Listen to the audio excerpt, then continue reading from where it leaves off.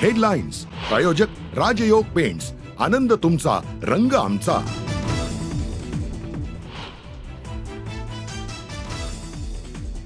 तो शेतकरी माझा मित्र होता, त्याच्याकडे अनेक कार्यक्रमाला मी गेलो आहे आणि चष्टामस्करीत त्याच्याशी बोलत होतो। मी त्यांची दिलगिरी व्यक्त करतो की मी अशा प्रकारचं वक्तव्य शेतकऱ्यांना संबोधित केलेलं नाही। कर्जमाफी पैशांवरील कृषी मंत्री माणिकराव कोकाटेंचं वक्तव्य, त्या वक्तव्यावर कृषी मंत्री माणिकराव कोकाटेंकडून दिलगिरी।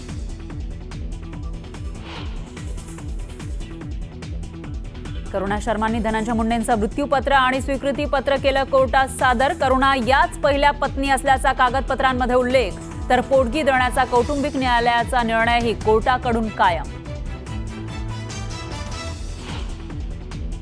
प्रेमाच्या जाळ्यात अडकवून आपल्याशी लग्न करणाऱ्याला धनंजय मुंडे 20 कोटी रुपये देणार होते। मुंडे बाईट नाहीत, पण त्यांनी दलाल लोक सांभाळली आहेत। करुणा मुंडेंचे गंभीर आरोप।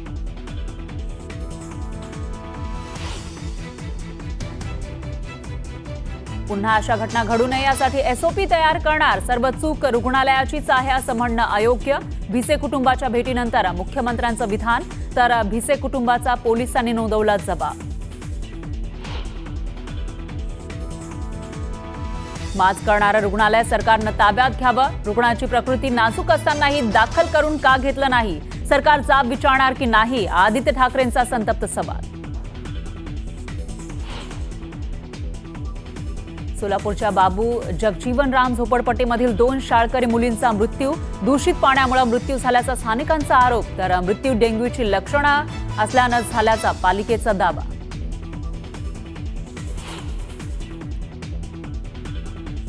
मराठी भाषेबाबतचं आंदोलन थांबवण्याची राज ठाकरेंची मनसैनिकांना सूचना। सामंत यांनी भेट घेतल्यानंतर कायदा हाती घेण्याची इच्छा नाही म्हणत राज ठाकरेंनी मानले मनसैनिकांचे आभार। कलिंगड विक्रीच्या आडून बाळांची विक्री, बदलापुरातील धक्कादायक प्रकार समोर, वनविभागाच्या सतर्कतेनं आरोपीचा पर्दाफाश।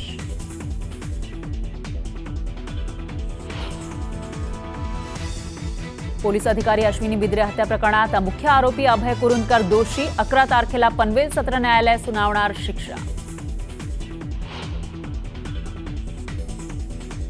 नाशिकमध्ये अवैध सावकारी प्रकरणामध्ये सहकार विभाग आणि पोलिसांच्या धाड सत्रात धक्कादायक बाबी समोर, 8 जणांकडे सापडले अवैध सावकारीचे पुरावे, गुन्हे दाखल।